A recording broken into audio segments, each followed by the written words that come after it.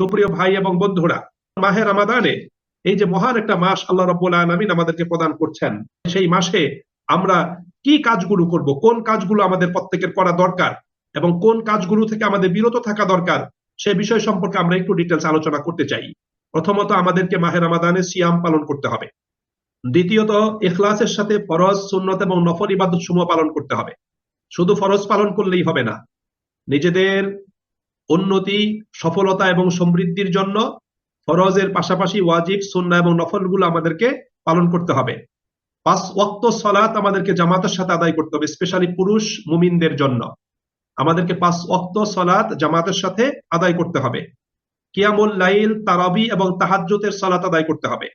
সাহরি খাওয়া, ইফতার করা এবং সিয়াম পালনকারীদের ইফতার করানোর জন্য চেষ্টা করতে হবে। নিজেরা সাহরি খাবো, এটা সুন্নাহ। ইফতার করব, আমাদেরকে ইফতার করতে হবে এবং অন্য রোজাদার বান্দাদেরকে ইফতার করাতে হবে, এটা গুরুত্বপূর্ণ একটা ইবাদত। বেশি বেশি আল্লাহ পাকের শুকর আদায় করা, তার তাসবিহ তাহলিল পাঠ করা, আল্লাহ পাকের মহিমা বর্ণনা করা মাহে রমাদানে বেশি বেশি। এই মর্মে তো আল্লাহ রাব্বুল আলামিন কোরআনেই আমাদেরকে নির্দেশ প্রদান করেছেন। এছাড়া আমাদেরকে মাহে রমাদানে বেশি বেশি কোরআন তেলাওয়াত করা, বেশি বেশি কোরআন পড়া, অর্থ সহ বুঝে বুঝে কোরআন অধ্যয়ন করা, নির্বাচিত কিছু সূরা এবং আয়াত মুখস্থ করা, কোরআন শোনা এবং কোরআন কাউকে শোনানো এবং সহিভাবে কোরআন শিখা এবং অন্যকে শিখানো, অর্থাৎ কোরআন কেন্দ্রিক বেশি বেশি কার্যক্রম আমাদের হাতে নেওয়া জরুরি। রমাদান মাস আসলে রাসূল করিম সাল্লাল্লাহু আলাইহি ওয়াসাল্লাম ব্যক্তিগতভাবে তিনি নিজেও কোরআনে আত্মনিয়োগ করতেন। সাহাবায়ে আজমাইন রাদিয়াল্লাহু তাআলা আনহুম তারা কোরআনে আত্মনিয়োগ করতেন। আল্লাহ রাসূল তো প্রতি রমাদানে জিবরাইলকে কোরআন শোনাতেন এবং জিবরাইল আলাইহিস সালাম রাসূল করিম সাল্লাল্লাহু আলাইহি ওয়াসাল্লামকে কোরআন শোনাতেন। মদিনার ঘরে ঘরে, মদিনার পথে ঘাটে, প্রান্তরে সর্বত্র কোরআনুল কারীমের গুঞ্জরণ, তার আওয়াজ এটা ধ্বনিত প্রতিধ্বনিত হতো। সর্বত্র যেন কোরআনের আওয়াজে মদিনার আকাশ বাতাসটা মুখরিত হয়ে যাচ্ছে। এভাবে তারা কি করতেন, মাহে রমাদানে কোরআনের দিকে তারা ধাবিত হতেন এবং কোরআনের সাথে পুরো মাস তারা সংযুক্ত থাকতেন। এই জন্য মাহে রমাদানে আমাদের প্রত্যেককে কোরআনকে সামনে রেখে কোরআন ভিত্তিক কর্মসূচি প্রণয়ন আমাদের প্রত্যেককে করা দরকার। কোরআনই হলো আমাদের মূল প্রাণ শক্তি এবং কোরআনই আমাদেরকে হেদায়েতের পথে টিকিয়ে রাখার জন্য, হেদায়েতের পথ ধরে নিজেদের সফলতার জন্য কোরআনই হলো নিশ্চিত একটা বিধিবিধান আল্লাহ পাকের পক্ষ থেকে। সুতরাং মাহে রমাদানে এটা আমাদেরকে বেশি বেশি করতে হবে। এরপরে মাহে রমাদানে বেশি বেশি কল্যাণকর কাজ আমাদেরকে করতে হবে। সমাজ এবং মানব সেবামূলক কাজ বেশি বেশি করতে হবে। মাল সম্পদ, জ্ঞান, আচরণ এবং চরিত্র ধারা উন্নত উদাহরণ স্থাপন করতে হবে। আমরা ব্যক্তিগতভাবে ইবাদতের পরিমাণ বৃদ্ধি করি মাহে রমাদানে, কিন্তু আমাদের সামাজিক ইবাদতটা মাহে রমাদানে আমরা এত অনেকে আত্মনিয়োগ করি না। বাট আমাদের প্রত্যেককে চিন্তা করতে হবে। আমি এর আগে প্রত্যেকটা আলোচনায় বলি, আমি সব সময় বলি যে মুমিনদের জীবনের লক্ষ্য নির্ধারণ করতে আমরা যদি ব্যর্থ হই, এই পৃথিবীতে আগমনের উদ্দেশ্য যদি আমরা সঠিকভাবে অবগত হতে না পারি এবং সেই আলোকে জীবনকে যদি গঠন করতে না পারি, তাহলে কিন্তু আমরা লাভবান হব না, বরং আমরা ক্ষতিগ্রস্তই হব। আমাদের মনে রাখতে হবে যে ইসলামটাকে বুঝতে হবে। ইসলামটা কি? ইসলামটা একটা কমিউনিটি রিলিজিয়ন। ইসলাম একটা কোড অফ লাইফ, একটা জীবন পদ্ধতি, এবং সেই জীবন পদ্ধতি একা একা না, সামষ্টিকভাবে একটা জীবন পদ্ধতি। আল্লাহ রাব্বুল আলামিন মানব জাতিকে সামষ্টিকভাবে, সামগ্রিকভাবে, একসাথে ঐক্যবদ্ধভাবে ইসলামকে ধারণ করার জন্য বলেছেন। সুতরাং মাহে রমাদানে একটা পিসফুল, একটা সুন্দর, একটা মজবুত একটা সমাজ ও সভ্যতা গঠন করার জন্য কিন্তু আল্লাহ রাব্বুল আলামিন তিনি আমাদেরকে নির্দেশ প্রদান করেছেন। সেই নির্দেশনার আলোকেই কিন্তু আমাদের প্রত্যেককে কিন্তু অগ্রসর হতে হবে। সেই নির্দেশনার আলোকেই কিন্তু আমাদের প্রত্যেককে পথ চলতে হবে। এই জন্য মাহে রমাদানে নিজের ব্যক্তিগত আত্মগঠনের পাশাপাশি সমাজ গঠনের জন্য আমাদের প্রত্যেককে পরিকল্পনা গ্রহণ করে আমাদের প্রত্যেককে কাজ করতে হবে। এই জন্য মাহে রমাদানে নিজে কোরআন অধ্যয়ন করা এবং কোরআনের আলো বিতরণ করা, মাহে রমাদানে নিজে কোরআন শিখা, অন্যকে কোরআন শিখানো, মাহে রমাদানে বেশি বেশি মানুষের ঘরে ঘরে কোরআন পৌঁছে দেওয়া, মানুষের কাছে কোরআনকে প্রোভাইড করা, সরবরাহ করা, কোরআনের শিক্ষাকে সহজ করে দেওয়া, মানুষের দ্বারে দ্বারে সেই শিক্ষাটাকে পৌঁছে দেওয়া, এটা অন্যতম একটা দায়িত্ব। মাহে রমাদানে বেশি বেশি দাওয়াতি কাজ করা, মাহে রমাদানে মানুষকে সৎ কাজে, কল্যাণকর কাজে উদ্বুদ্ধ করা, মাহে রমাদানে অন্যায় অনাচারকে সমাজ থেকে নির্মূল করার জন্য, বন্ধ করার জন্য নিজের সাধ্য মতো সেখানে চেষ্টা করা, এটা অন্যতম গুরুত্বপূর্ণ একটা কাজ। এই কাজটুকু আমাদের প্রত্যেককে, এটা আমাদেরকে করতে হবে। সম্মানিত ভাই এবং বন্ধুরা, মাহে রমাদানে রাসূল করিম সাল্লাল্লাহু আলাইহি সাল্লাতু ওয়াস সালাম, সাহাবায়ে আজমাইন রাদিয়াল্লাহু তাআলা আনহুম তাদেরকে নিয়ে যেভাবে সমাজ সংস্কারের জন্য, সমাজকে আলোকিত সমাজ হিসাবে গঠন করার জন্য যেভাবে কর্মসূচি তৈরি করেছিলেন আল্লাহ নবী সাল্লাল্লাহু আলাইহি ওয়াসাল্লাম, সেই কর্মসূচির আলোকেই কিন্তু আমাদের প্রত্যেককে কি করতে হবে, সেই কর্মসূচির আলোকে আমাদের প্রত্যেককে চলতে হবে। এই জন্য মাহে রমাদানে আমাদেরকে এই কাজগুলো বেশি বেশি করে করা দরকার। মাহে রমাদানে নিজের সাধ্য সামর্থ্যের ভিতর বেশি বেশি দান সাদাকা করা দরকার, বেশি বেশি দান সাদাকা করতে হবে। মাহে রমাদানে দুস্থ পরিবারগুলোর খোঁজ খবর নেওয়া দরকার, সিয়াম পালনের জন্য, রোজা রাখার জন্য তাদের হাতে খাবার আছে কিনা, যদি খাবার না থাকে নিজে একা হোক অথবা কয়েকজনে মিলে হোক অথবা অন্য মানুষের সাহায্য সহযোগিতায় হোক তাদের কাছে খাদ্য পৌঁছে দেওয়ার জন্য চেষ্টা করা। মাহে রমাদানে নিজেকে গণমানুষের কাছাকাছি পৌঁছে দেওয়া। মাহে রমাদানে মসজিদ গুলোকে শুধু নামাজের জন্য নয়, সেটাকে ইসলামের একটা প্রাণ কেন্দ্র হিসাবে সেটাকে গড়ে তোলার জন্য চেষ্টা করা, যেখান থেকে ইসলামের প্রকৃত শিক্ষা, ইসলামের প্রকৃত দাওয়াত এই মসজিদ গুলো থেকে আসবে, সেইভাবে এগুলোকে গঠন করার জন্য সেটা চেষ্টা করা। মাহে রমাদানে পারস্পরিক সাক্ষাতের মাধ্যমে, কুশলাদি বিনিময়ের মাধ্যমে, যোগাযোগের মাধ্যমে ভ্রাতৃত্ব, ভালোবাসা, সৌহার্দ্য, সম্প্রীতি, মমতা, এই সমস্ত বিষয়গুলো তৈরি করা। মাহে রমাদানে মানুষকে সত্যের ব্যাপারে সচেতন করা এবং অসত্য, মিথ্যা, বানোয়াট বিষয়গুলোর ব্যাপারেও তাকে সচেতন করা। মাহে রমাদানে সমাজকে জুলুম অত্যাচার মুক্ত করার জন্য এবং সমাজে শান্তি প্রতিষ্ঠার জন্য সক্রিয়ভাবে প্রত্যেক মুমিন মুসলিমকে কাজ করা, এটা অন্যতম গুরুত্বপূর্ণ একটা বিষয়। এই বিষয়টা আমাদের প্রত্যেককে করতে হবে। মাহে রমাদানে রাসূল করিম সাল্লাল্লাহু আলাইহি ওয়াসাল্লাম রোজাদারকে ইফতার করাতে বলেছেন, আপনি রোজাদারদেরকে ইফতার করাবেন। সেই জন্য সামাজিক ট্রেডিশনাল ইফতার পার্টি এটা কিন্তু খুব একটা লাভজনক হয় না। ট্রেডিশনাল ইফতার পার্টি না করে আপনি বাসায় তৈরি করে হোক অথবা দোকান থেকে কিছু কিনে হোক, পথের মাঝে দাঁড়িয়ে আপনি রোজাদারদের হাতে সেই ইফতারটা তুলে দিতে পারেন। এখন আপনাকে সেখানে ইফতার যদি একজন বেরোজাদার ব্যক্তিও যদি সেই ইফতারটা গ্রহণ করে, এতেও কিন্তু আপনি লাভবান হবেন। আপনি কোনো কিছুই পাচ্ছেন না, আপনি 10টা 20টা পানির বোতল আপনি রাস্তায় দাঁড়িয়ে আপনি সেটা বিতরণ করুন। আপনি গাড়ি দিয়ে চলছেন, সেখানে কিছু পানির প্যাকেট রাখুন, ইফতারের পূর্ব মুহূর্তে আপনি রোজাদার বান্দাদের হাতে কিছু পানি তুলে দিন। এভাবে কি করতে পারেন, আপনি রোজাদার বান্দাদেরকে ইফতার করার ক্ষেত্রে আপনি সাহায্য সহযোগিতা করতে পারেন। এই বিষয়টি আমাদের সামনে আল্লাহ নবী সাল্লাল্লাহু আলাইহি সাল্লাতু ওয়াসসালাম অত্যন্ত উৎসাহ দান করে আমাদের মাঝে তিনি বিষয়টি উপস্থাপন করেছেন। সম্মানিত ভাই এবং বন্ধুরা, রমাদানে সমাজের অধিকাংশ মানুষ তাদের মন মানসিকতা আল্লাহমুখী থাকে, দিনমুখী থাকে, ইবাদতের দিকে তাদের মন মানসিকতা অনেকটা ঝুঁকে পড়ে।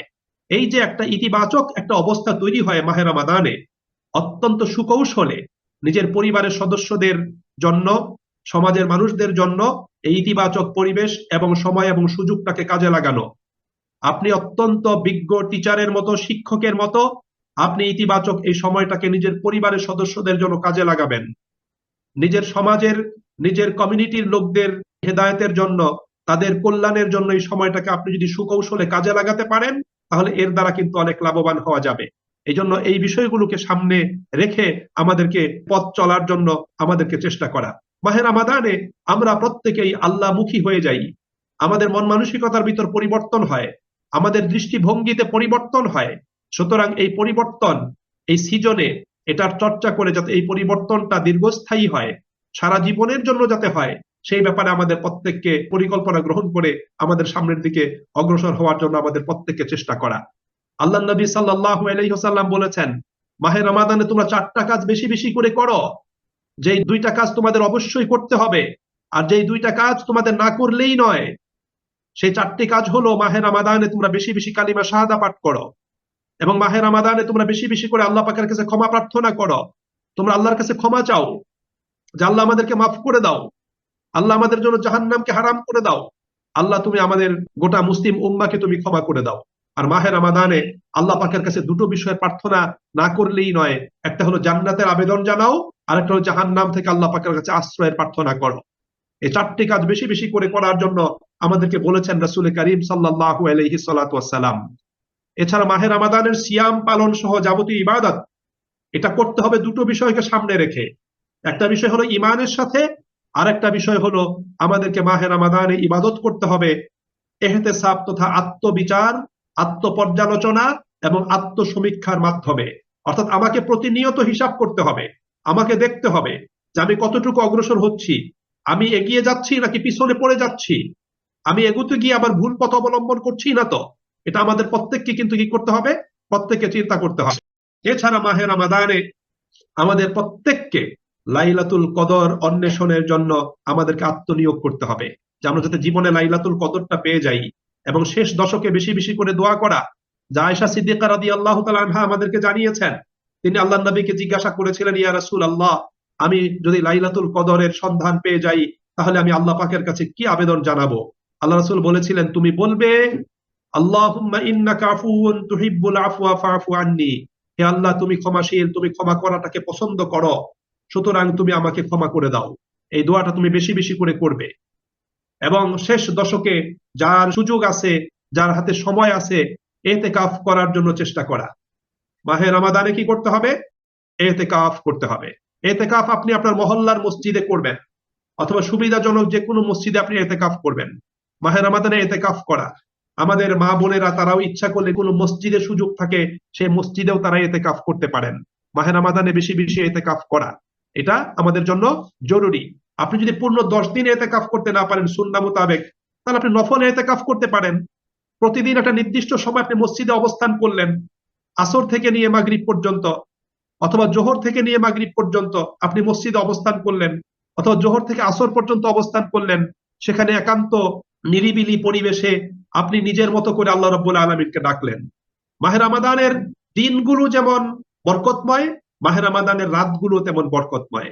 এই জন্য দিনগুলো রোজার মাধ্যমে, রাতগুলো কিয়ামুল লাইল, তাহাজ্জুদের সালাতের মাধ্যমে, দোয়ার মাধ্যমে, কোরআন অধ্যয়নের মাধ্যমে রাতগুলো অতিবাহিত করার জন্য আমাদেরকে চেষ্টা করতে হবে।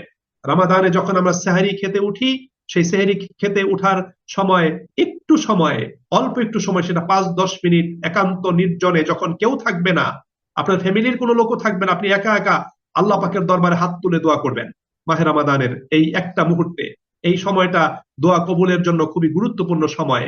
আল্লাহ রাব্বুল আলামিন কোরআনুল কারীমে সূরা মুজাম্মিলের ভিতর বলেছেন, ওয়াতাবাত্তাল ইলাইহি তাবতিলা, তুমি মহান আল্লাহ রাব্বুল আলামিনের জন্য সবকিছু ত্যাগ করে, সকলকে পরিত্যাগ করে তুমি তার জন্য একান্তে, তার প্রতি তুমি মনোনিবেশ করো, তার জন্য একান্তে তুমি তার সাথেই তুমি অবস্থান করো, তার সাথেই তুমি কথা বলো। এই জন্য সেভাবে কি করতে হবে? আল্লাহ পাকের দিকে আমাদেরকে ধাবিত হতে হবে, আল্লাহ পাকের দিকে আমাদেরকে অগ্রসর হতে হবে। মাহে রমাদানে কারো যদি সুযোগ থাকে তিনি ওমরা পালন করতে যাবেন, তিনি ওমরা পালন করতে যাবেন। তবে একটা জিনিস আমাদের মনে রাখতে হবে, এই ওমরাহ পালন সেটা যাতে আমাদের লৌকিকতার কোনো বিষয়ে পরিণত না হয়। ইদানিং কালে যেই ইবাদতের ভিতর সবচেয়ে বেশি প্রদর্শনী এবং লৌকিকতা আছে, সেটা হলো মক্কা আল মুকাররমাতে, মদিনা আল মুনাওয়ারাতে যাওয়ার সময়, মানে সেখানে গিয়ে সেখানে ইবাদতের চাইতে লৌকিকতা বা প্রদর্শনীটাই বেশি হয়ে যায়। সেই দিকে আমাদের প্রত্যেককে খেয়াল করতে হবে। এত ওমরা পালন করতে যাওয়ার সময় ডাক ঢোল পিটানোর কোনো প্রয়োজন নাই। আপনি ডাক ঢোল পিটাইলেন তো আপনার ইবাদতকে নষ্ট করে ফেললেন। ইদানিং কালে আমরা খুব বেশি ডাক ঢোল পিটাই। এই ডাক ঢোল পিটানোটা ইসলামী শরীয়তে, মুহাম্মদুর রাসূলুল্লাহ সাল্লাল্লাহু আলাইহি ওয়াসাল্লামের শরীয়তে এর কোনো সুযোগ কিন্তু নাই। আপনাকে ইবাদত করতে হবে শুধুমাত্র আল্লাহ পাকের জন্য, সেভাবে নিজেদেরকে তৈরি করা। আর মাহে রমাদানে আমরা কোন কোন বিষয় থেকে বিরত থাকবো? আল্লাহ রাব্বুল আলামিন যা কিছু আমাদের জন্য নিষেধ করে দিয়েছেন, সমস্ত নিষিদ্ধ বিষয় থেকে বিরত থাকা। মিথ্যা কথা বলা, মিথ্যা সাক্ষ্য দান করা, দোষচর্চা করা, গীবত করা, অন্যের হক নষ্ট করা, এই বিষয়গুলো আল্লাহ পাক নিষেধ করে দিয়েছেন। যে কোনো গুনাহের কাজ করা, প্রকাশ্যে হোক গোপনে হোক, ছোট হোক বড় হোক, সকল গুনাহ থেকে মুক্ত হওয়া। মাহে রমাদানে হালাল উপার্জন করা, হারামকে বর্জন করা। মাহে রমাদানে নারীদের হিজাব এবং পর্দার ভিতর অবস্থান করা, বেপর্দায় চলাফেরা না করা। যদি কোনো মহিলা বেপর্দায় চলাফেরা করে তাহলে তার এই উপোস থাকার কোনো প্রয়োজন নাই, তিনি ভাত টাত খেয়ে তারপর চলাফেরা করেন, কোনো সমস্যা নাই। আপনি রোজাও পালন করবেন, এরপর শরীয়ত লঙ্ঘন করে আপনি নিজেকে প্রদর্শনী করে বেড়াবেন, এর সুযোগ কিন্তু ইসলামী শরীয়তে নাই। আপনার রোজা রাখার কোনো প্রয়োজন নাই। এবং অনেকে আছে রোজা রাখে নামাজ আদায় করে না, তারও রোজা রাখার কোনো প্রয়োজন নাই। বেনামাজির রোজার কোনো দরকার নাই, এবং বেপর্দা নারীদেরও রোজার কোনো প্রয়োজন নাই। এই জন্য মনে রাখতে হবে, রোজা রাখা যেমন আপনার জন্য ফরজ, আপনাকে হেজাবের সাথে নিজেকে আবৃত করে চলাটাও আপনার জন্য ফরজ। এই জিনিসটা খুব খেয়াল করতে হবে। কর্মজীবী মহিলা যারা আছেন তাদেরকে অবশ্যই কর্মক্ষেত্রে মাহে রমাদানের পবিত্রতা রক্ষা করে চলতে হবে। তাকে অবশ্যই সিয়াম সাধনার পবিত্রতা রক্ষা করে তাকে চলতে হবে। কর্মজীবী মহিলাদের জন্য আমি একটা গুরুত্বপূর্ণ একটা বিষয় আমি উপস্থাপন করতে চাই, সেটা শুধু রমাদানের জন্য নয়, সারা জীবনের জন্য। আপনি কর্মক্ষেত্রে প্রয়োজনে অন্যের সাথে কথা বলবেন, অন্য পুরুষের সাথে। প্রয়োজন নাই আপনি কারোর সাথে একটা কথাও বলবেন না, কারণ সেটা আপনার জন্য জায়েজ নেই। আপনি শুধু প্রয়োজনের কথাটা বলবেন। আপনি ব্যাংকে চাকরি করেন, আপনার ক্লায়েন্টের সাথে একটা কথা বলতে হচ্ছে, শুধু সেই একটা কথাই বলবেন। আপনার অতিরিক্ত কোনো কথা বলার কোনো প্রয়োজন নাই। আপনার কলিগদের সাথে, সহকর্মীদের সাথে হাসাহাসি, একদম আনন্দ উল্লাস প্রকাশ করার সেখানে কিন্তু কোনো সুযোগ নাই। যদি সেটা আপনি করেন তাহলে আপনি ক্ষতিগ্রস্ত হবেন। সেই বিষয়টা অবশ্যই লক্ষ্য করতে হবে। রামাদান মাসে নিজের পরিবারের যে সমস্ত শিশু ছেলে মেয়েরা আছে তাদেরকে ইবাদতে, সিয়াম পালনে, অন্যান্য বিষয়ে তাদেরকে উৎসাহিত, উদ্বুদ্ধ, অনুপ্রাণিত করতে হবে। অনেক মা বাবা এই ক্ষেত্রে তারা ভুল করেন, ছেলে মেয়েদেরকে রোজা রাখতে দেন না, যে রোজা রাখলে স্বাস্থ্য খারাপ হয়ে যাবে, রোজা রাখলে পরীক্ষার সমস্যা হবে, রোজা রাখলে লেখাপড়ার ক্ষতি হবে, রোজা তুমি রেখো না। বাচ্চাদেরকে ইচ্ছে করে তার রোজা থেকে বিরত রাখেন। এটা কোন অবস্থাতেই একজন মুমিন নারীর জন্য এটা কাম্য হতে পারে না। এই বিষয়টা অবশ্যই খুব খেয়াল করতে হবে।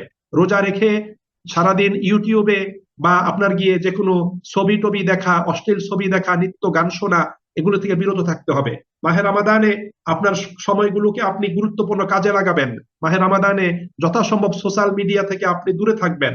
ফেসবুক থেকে, টুইটার থেকে, ইউটিউব থেকে, অন্যান্য বিষয়গুলো আছে যেগুলো আপনার মূল্যবান সময়কে নষ্ট করে দেয়, এগুলো থেকে আপনি বিরত থাকবেন। মাহে রমাদানে এগুলোকে যত সম্ভব আপনি নিয়ন্ত্রিত ব্যবহার আপনি করবেন। এগুলোকে অনিয়ন্ত্রিত অপ্রয়োজনীয় ব্যবহার থেকে অবশ্যই দূরে থাকতে হবে। মাহে রমাদানে আমাদের প্রত্যেককে এ সমস্ত গর্হিত বিষয়গুলো থেকে বিরত থাকার জন্য বলেছেন।